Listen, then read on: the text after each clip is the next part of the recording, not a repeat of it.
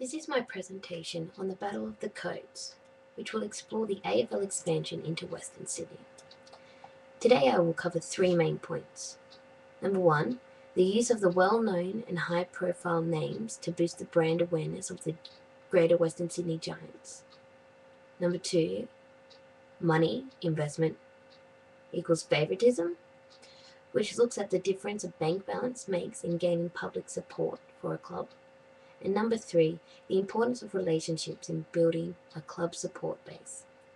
On each of these points, I will also discuss both codes, that is the AFL and NRL, points of view. Rugby League has had a long and proud history in the western suburbs of Sydney, with the game's presence in the area being there since the inception of Rugby League in Australia. The game appealed to the working class residents of Western Sydney because of its entertainment value and the fact that players were paid. Since this time, the code of Rugby League has not lost its stronghold as the sport of choice in the western suburbs. No other code has come close. However, this all changed when the AFL announced that they would be basing their 18th club in Western Sydney.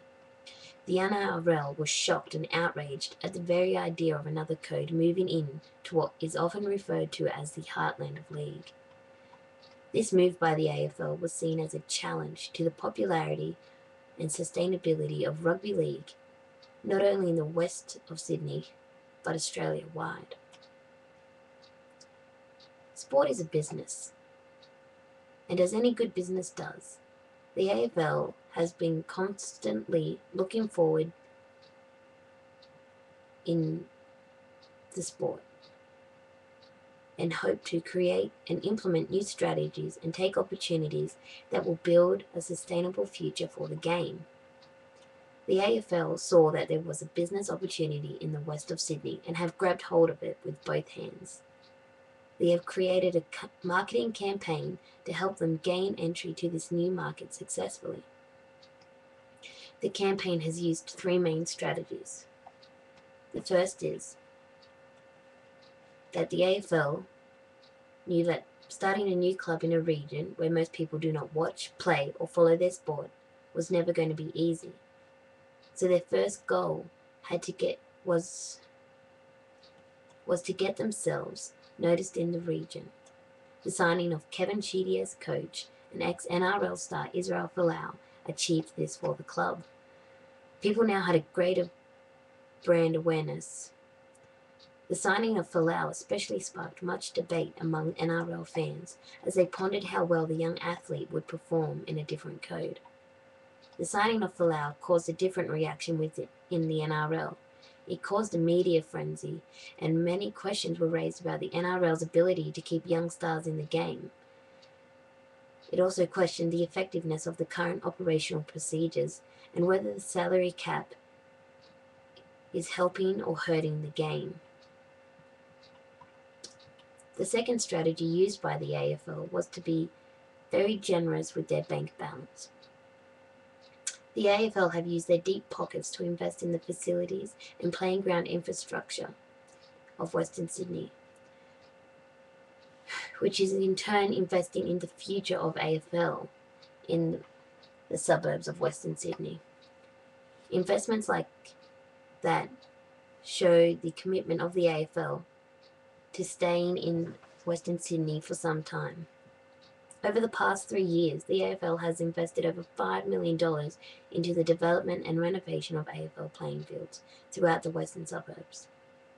This was a strategic and smart move by the AFL, as they knew the NRL could not match this type of financial contribution, and they were quite correct in this thinking, as the NRL has been unable to invest that kind of money into improving any of their own playing fields. Instead, they have been reliant on the support of ratepayers in the local council areas to be able to secure their playing fields for junior competitions.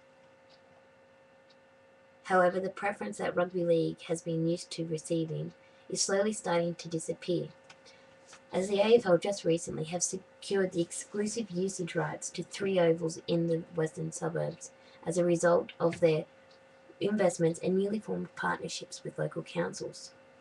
This was seen by some as purposefully excluding other codes. The choice to exclude other codes, whether this is a substantial claim or not, is not a wise move for the AFL when you consider their third strategy, which is the building of relationships with the local community. Now, this was always going to be the hardest to achieve out of the three strategies, as it is the one the NRL can compete with the most.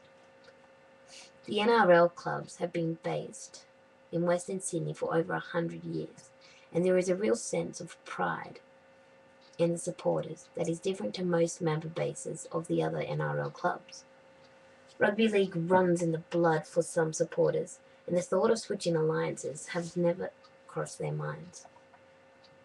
However, the AFL has identified an audience in the area that are currently without a preferred sport. This audience is the 46% of residences that speak English as a second language. The fact that these residences may not have a sport to support is good news for the AFL and the Greater Western Sydney Giants. It means the club can start at the ground level and work at building lasting relationships with this community. The Giants have done this through setting up school clinics and partnering with local councils and governments to help reach out to the community. By doing this, the AFL hope the community will support the club that has supported them. The NRL have also recognised that with this strategy they cannot be passive observers. They have started with a 100-year advantage, which has resulted in strong relationships with the community. But this past work is not enough, and the NRL will need to continue this work so that the community can see the benefits that the game of rugby league has in the western suburbs of Sydney. So who will win the battle of the codes? Only time will tell. The AFL have had the advantage of the bank balance, whereas the NRL have the advantage of history and the current support in the area. Both codes will need to continue being proactive in their campaigns. But it is my belief that the code, who puts the development and promotion of their sport first, will win the support of the community, and in turn will win this battle of the codes. Thank you for listening.